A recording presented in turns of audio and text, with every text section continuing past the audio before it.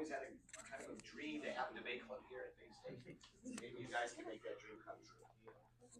There's a result. That is what is being debated, right? It's not a question. It has to be a statement. And then there's two sides. One is the affirmative. They're arguing that that statement is true. These guys are the negative. They're arguing that that statement is false. It's not true. We have three honorary judges here today. Some power hitters in the school, the history department all day. History department. You guys, anyone not know these folks? Mr. Topats, Mr. Coriel, and Miss Kelly, right? Guys, if you're gonna come in, you need to come in quietly, please. Oh my gosh. Come in quietly. 10th grade all day. So, sir, are we ready to get going? Yeah. Okay. It really does have to be silent. Yes. Please. So that way we can hear. Also, for the people who are debating, when you're speaking, make sure you project. But it really does have to be silent. No who's, no eyes. Well, yeah. Please, people, if we do have to give you like a little, just follow the directions and go out. You really get antsy. You can't contain yourself. Please leave in the honor of the debate. So, Mr. Fortillis brought this to us. I appreciate that. Without any further ado, the first annual 9th, 10th grade debate.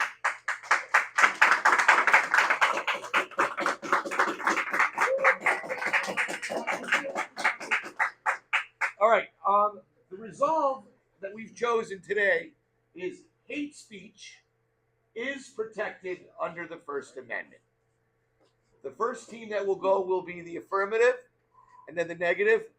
The format quickly is this. They will present one argument, affirmative. These guys will counter with their argument, first argument. Then there'll be a second argument that they will present between 3 to 5 minutes, each of these four first arguments, and they will counter with their second argument. We will then have a question and answer session where they will present questions to them, and they'll present questions to them. It'll eventually turn into a back and forth, okay? We're going to keep things open, right? There's talk about this debate where they're going to turn off mics and buffoonery. Let's let the candidates go at each other, okay? We're going to do that here. Also, they will have one final argument, the affirmative, and then the negative will close out. And then the judges will make their decision. We want proper decorum. That'll be something that we'll keep points on. No swearing, no cussing, no talking down, no using any kind of chastisement, making fun of the other team. Argue the points. Make fun of their points, yes, by all means, but not them. All right, thank you very much. And without any further ado, I would like to call up the first speaker for the affirmative, and you have 3 to 5 minutes to present your argument. Please respond. Please answer clearly. The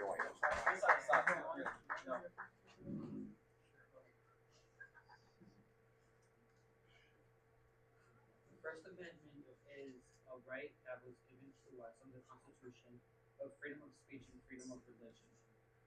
If that means I can say what I want, where I want, how I want. If you feel like you got offended, you really can't do anything about it. If you can, who's going to stop us? Where do we draw the line?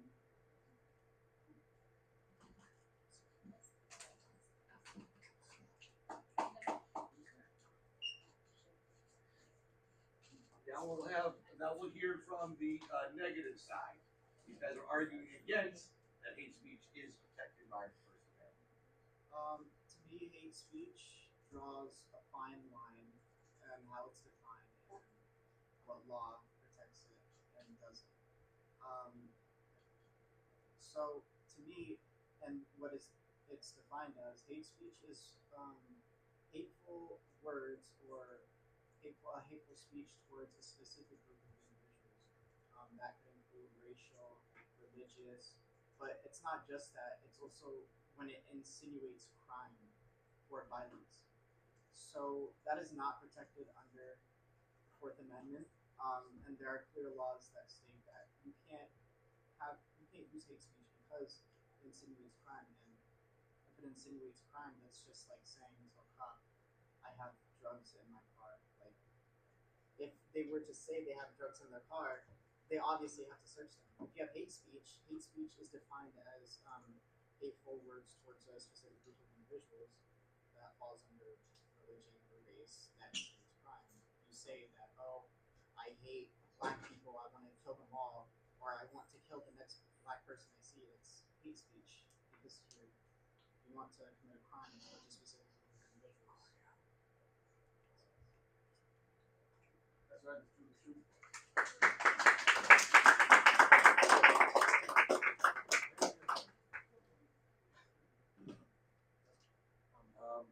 Okay, now what we're gonna do, you know what? I hate, oh gosh, I wanna change the rules. How about we have the judges after the first argument, and second argument, and last question? Okay, that sounds good. You guys cool with that? Alright, if you guys have any questions, either in the affirmative or negative on their arguments, please present in that way. So, I have a question. If the First Amendment says you have freedom of speech, how do you draw a line? Because freedom of speech is freedom of speech. So, who determines that difference? When it's okay and when it's not okay? I'm directing it at you guys. Because you can have freedom of speech, but it's different when you're inciting a crime. A crime is kind of in addition to speech. But who is going to judge that? A police officer or someone who feels that they're threatened by the crime. Okay, thank you. Anyone else? We just gonna sit here looking like.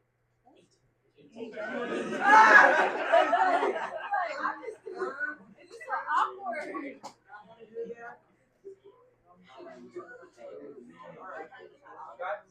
Did you hear that? I also do not have any at the moment. So let's move on to the second part of our debate, which is the second argument. The affirmative and then the negative will follow.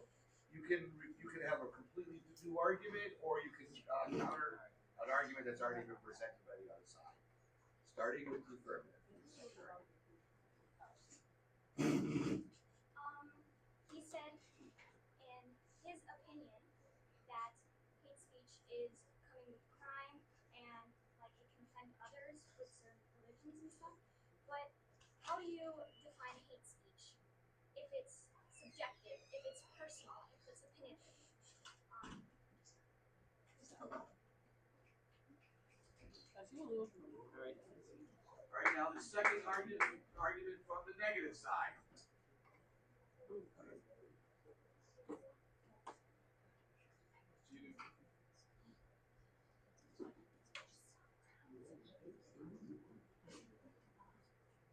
Alright, you previously said before that hate speech is protected by the First Amendment. It's your freedom to say what you want, when you want to, correct? Freedom is only freedom when that's not really true freedom. Freedom has a fine line of when you infringe on another person's. That's the entire reason why America defected from the British. See, I'm totally allowed to have my freedom, but when it infringes upon yours, that's never a good thing. And you said the freedom of religion. How is someone supposed to commit to their religion freely when they're in fear of getting attacked for their opinions or why they have that religion? You see, it's such the fact that hate speech does lead to crime in some cases. There's multiple examples: the Holocaust, the Hamas leader, which is one of the recent ones, and certain prejudices against other people. For example, like I just said, the Holocaust. Hitler got away with just saying Jews are this and Jews are that. That just led to people truly believing what he said was true. Jews had to hide in attics. They had to hide in different places. They couldn't truly be what they were, and they didn't choose to just be. They didn't choose to just be like a Jew. They were born with it. How are you supposed to have freedom but have to hide what you're born with? Mm-hmm. I'm done. What you just described are things like hate crimes, not hate speech. Oh. While hate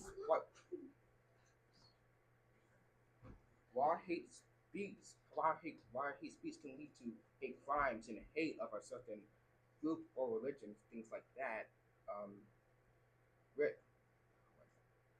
Hate speech. Oh my God. So Since, and the thing is, hate speech is it's a subjective matter. What I find offensive, you may not find offensive. So, if hate speech is subjective, how do you, from your opinion to my opinion, who draws the line? How would you draw a line if hate speech is subjective? Well, that may be true. Hate speech may be subjective towards you, but what's not subjective, but simply a fact, is the results that come after it.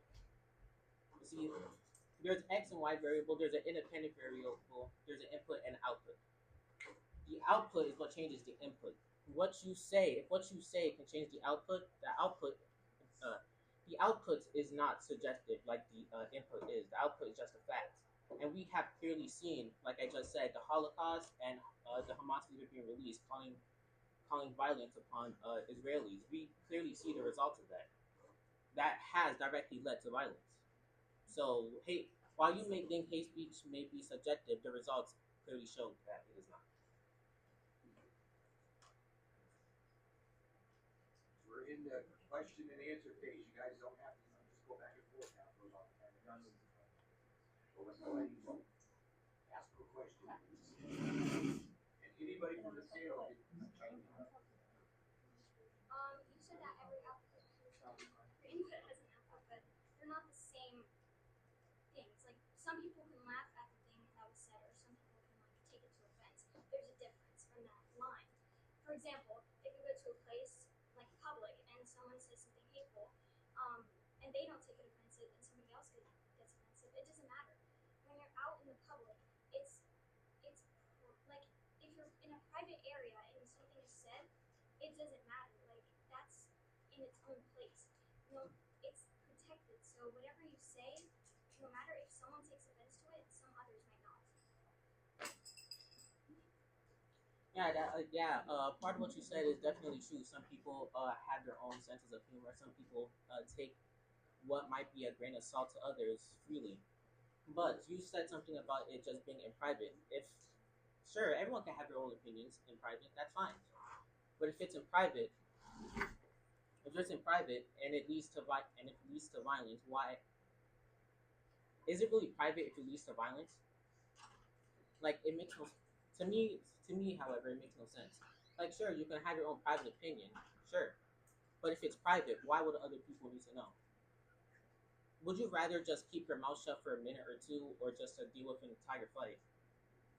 There's not just real life examples about history and stuff. We had multiple at our school already. Some people who could have just kept their mouth shut but didn't, led to multiple confrontations and fights. And it's not just an opinion. I'm just standing here. It's a fact. One might be a private opinion to you. Yeah, sure, you can have your private opinion, but if that opinion reaches other people, you can't expect them to just walk away. And after you say, "Hey, it's my right to speak," that's how I feel. Some people are confrontational. I like that a lot.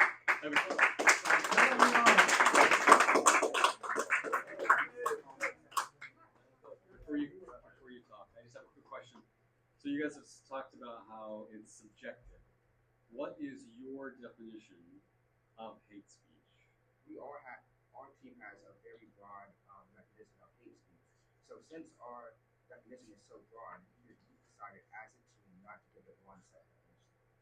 So we believe it's completely subjective. It varies from each one of us. I have a set definition of hate speech. It means hateful words towards a group of people that insinuates violence or crime. And to me, it's not really just that does lead to violence or crime. It's also the fact that it could for me. I think it also means it could. And you said that you can't give it just one broad definition, but you can just say the freedom of speech is protected. If you don't know what exactly you think a right or law is protecting, then how exactly is that fully foolproof? Sorry. I have a quick point. So I totally respect you guys because I have my interpretation of what hate speech is, and I'm sure everyone in this room does. The bottom line is the Constitution allows people to say what they want to say. So my question is to you, if you want to defend or you want to protect people with hate speech, who's going to do that? The people How? by expressing their opinion on it, but So like a voting issue? I think that's a great point. I think it could be a voting issue. But I feel like this can't, like, protecting hate speech can't really be a voting thing because that means you could just scream fire in an airplane. Correct. That's gonna cause distress, and not only is that gonna cause distress, but you could potentially harm a lot of people.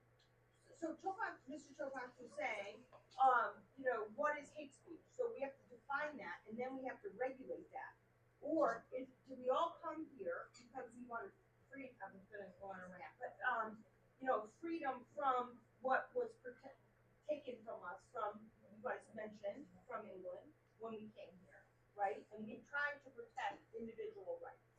And I think hate speech is a terrible thing, but that's an individual thing versus a communal thing.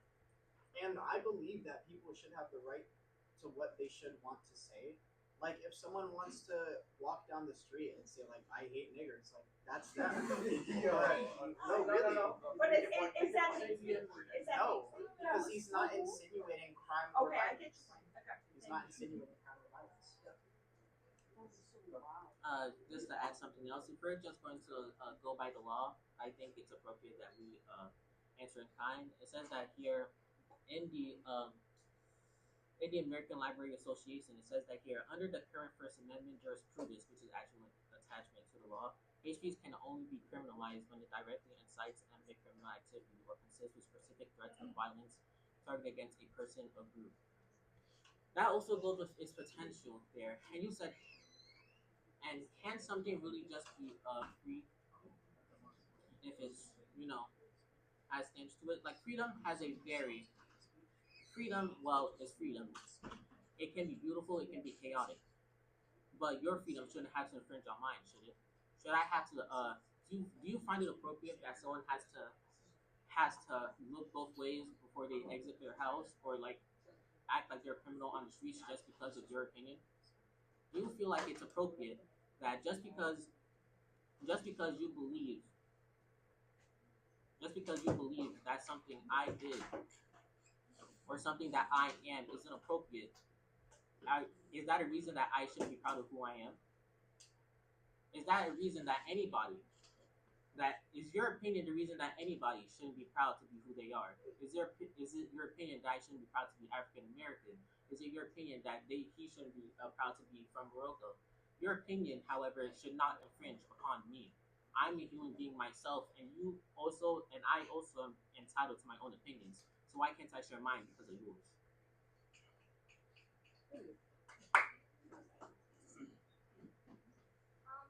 Going back to what you said, if someone yelled fire in an airplane or whatever, an airport, yes,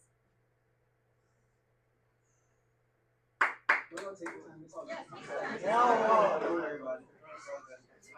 it is illegal, but it is not. It's legal, It's but okay. it Take is your not time. part of hate speech. In a definition, it is not part of hate speech. And like to add on, your definition of hate speech, it actually adds on to like the false Google search. When I looked up hate speech, it says targeting a group, not incitement to violence. So you have a different definition than this definition I see on my computer screen. So wouldn't that prove that hate speech is also subjective? Well, first, like I said, this is the internet, But I said that under the First Amendment jurisprudence, this is like actually a law by the Supreme Court's decision in Snyder versus Phelps. This is actually by the Supreme Court, and it says directly incites eminent criminal activity and consists of specific threats of violence targeted against a person or group. I also want to add on. So unlike the forces, Aliyah Evans, please report to this is room actually 112. from high law. Aliyah Evans, please report to room 112. Thank you. So unlike the piece of information that you found online, this is actually from a higher court in the nation of America. And I also want to add on that, yes, screaming fire in an airport or in a public area is not. It's definitely not a hate crime. But I was showing how I was comparing how they both like a hate speech and how screaming fire in an airport, they both include a crime within your speech or within your speaking. So if you were to say something like fire would include screaming, it is legal. And if you're saying something and you're screaming out loud in a public place, then it's illegal to do that because it's going to cause like disruption. It might get some people hurt.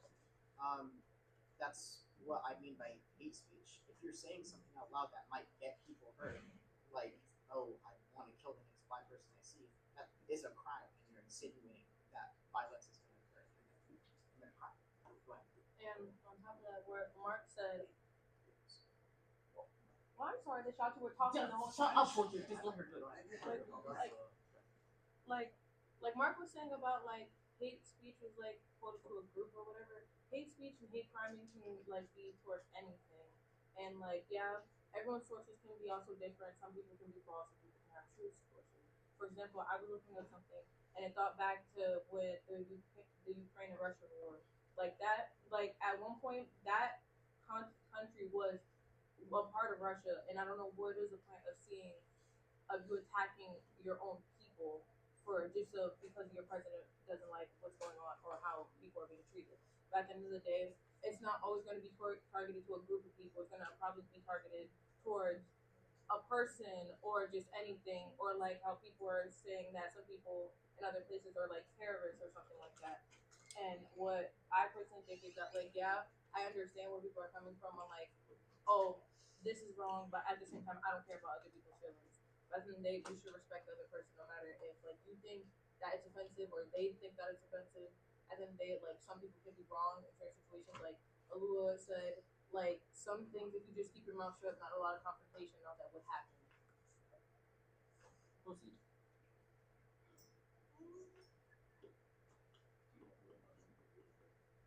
I think at this point we'll have about 2 more minutes. You guys have any more give and take before you want to take a 5-minute break, formulate your final arguments, and then first of all, I'll think of some more questions. You got 3 questions each. You can ask those guys 3 questions. They can ask you 3 questions, and then we're gonna have final arguments, right?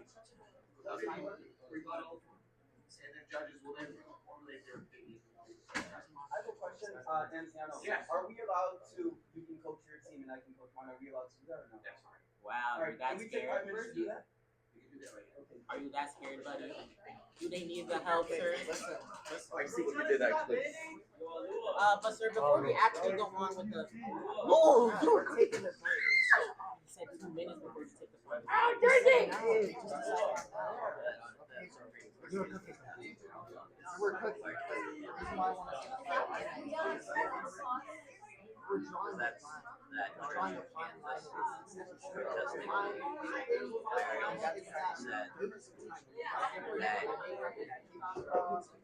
Basically, we have the right to Literally just the law. We're trying to dodge around the law. and make it Good job. We're good. Couple some good questions. And then he's gonna do the final argument. I don't know. All you're doing is reading this. Reading it? Just read it. The key is, you go, do words matter? And I pause. Can hate speech lead to violence? Let's check out a few examples. And then as you read these examples, it's going to hit home. And then after each one, you say, words matter. Right? That's the key. Cambodian. This one here, this one's, you can just say Serbian, and Serbian genocide in Bosnia. Serbian genocide in Bosnia. And then she's Muslim refugee crisis in Myanmar. And then this is the big one. All right. This is a quote from the United Nations Secretary General, Antonio Guterres, so if you want to say something. And then last one, this is the most important, and hard with this. Words matter, okay? please. All you do is read. Please. Reading? I don't think they've You got it. researched enough. Alright. Can I read something? Can I read something? You can't be trusted. No, you can't be trusted. I'm sorry. No, Yes, you you can. can't. Yes, you can. He's very smart. Individual. I know he is, but you get don't goofing around. No goofing around. No, Serious. let Gio, you got it.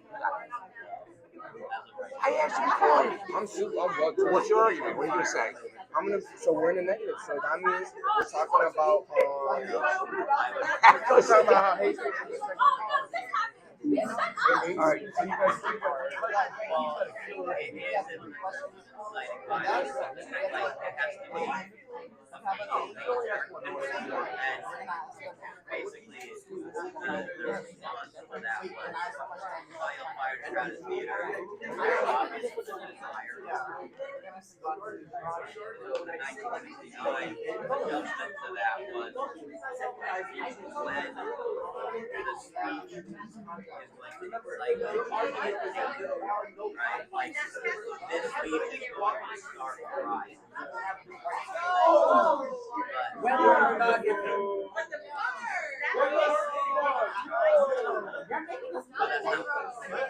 But they didn't do it.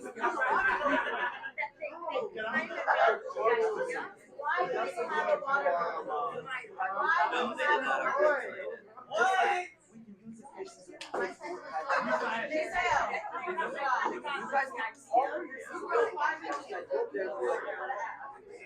I saw what you did.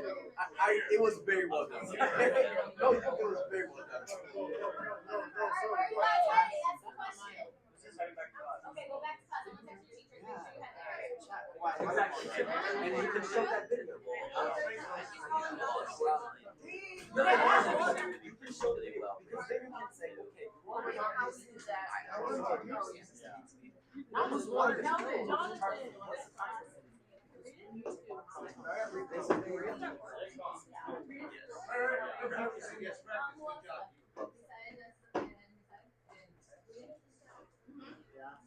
If we know that a little bit of time before we get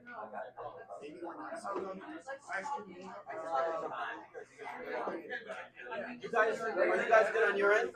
You good on your end? You're good. You are. I saw what you're doing. You saw what I did? I really did, honestly. All right. If you go, Get on this computer. right here, you can't come in. Bye. Bye. Sorry. Gio, where did you close the door? Just so we can start again. Mr. Anziano. All right, folks. Great job so far, everybody. The judges are getting into it. They want to ask a few questions. So, you guys mind if they ask the questions first? Then you guys can ask yours. Then we'll have our closing arguments. Okay? Go ahead, judges. All right, for the negative, are you stating in your definition of hate speech that all hate speech leads to or insinuates immediate crime? Yes. Explain.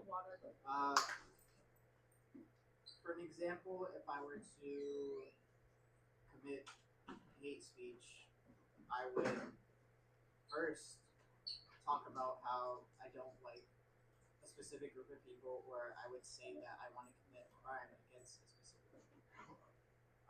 As in, like, I don't know, I want to kill all black people. Okay. Yeah. Just say like all like Indian people. Or I want to rob a black person's house Oh. right now. Sorry, can I answer that? Yes. Yes. Can I add on? Yeah. Don't go too long. Alright, I know. Alright, in our definition, we didn't say it led to immediate crime. When you say something bad, it usually takes a while for it to get up to you. I'm not saying that it doesn't lead to immediate crime, because that's why we have most scuffles on the street. A 2-on-2 fist fight is still considered assault, and assault is very obviously a crime. We're not, and although it might not lead to anything at that present moment, it all builds up. The golden rule: you treat others how you want to be treated. Disrespect between two people can lead to violence. That's usually how it is. So as long as it doesn't lead to violence, I'm fine. No, not really, because like I said, it builds up. You never know when it might. But if it's hate speech and you're saying that there's a crime committed. If no crime's committed, so I'm fine until a crime's committed. No, what he's trying to say is that like after a while of like certain like hate speech or anything that has been going on, it will start to bubble up and it will start to turn into like crime and confrontation and all that. That's what the point that he's trying to make. So basically, for example, say if you and Mr. Topons had an issue, but after a while that issue becomes bigger and bigger and bigger because it's like y'all like still think about it. Or like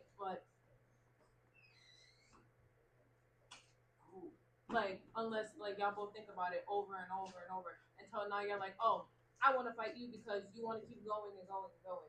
That's what I think the fellow was trying to say. Mr. Coyle, if someone went up to you and said, I'm going to rob you right now, would you feel threatened and would you want to call the cops? That's not my question, Amir. I'm saying that if it's hate speech insinuates crime or violence. If you're threatening a specific group of people, if you're hating or like if in your speech you're saying you want it could my bad. It has a crime in your speech, and if there's crime insinuated in your speech against a specific group of people, then it's hate crime. It's a hate speech. So I can be mean as long as there's no crime intended. Yes, that's freedom of speech. So that's not hate speech. No, that's No, not hate speech. I think Hate the speech. answer to that question could be summed up with the definition of the word incite, which is to encourage or stir up violence. So what's your definition of hate speech? When your speech includes hate against a specific group of people, that includes or insinuates crime or violence. Okay. Thank you, negative. For the affirmative, where does one person's right end and another person's right begin? The right end, as soon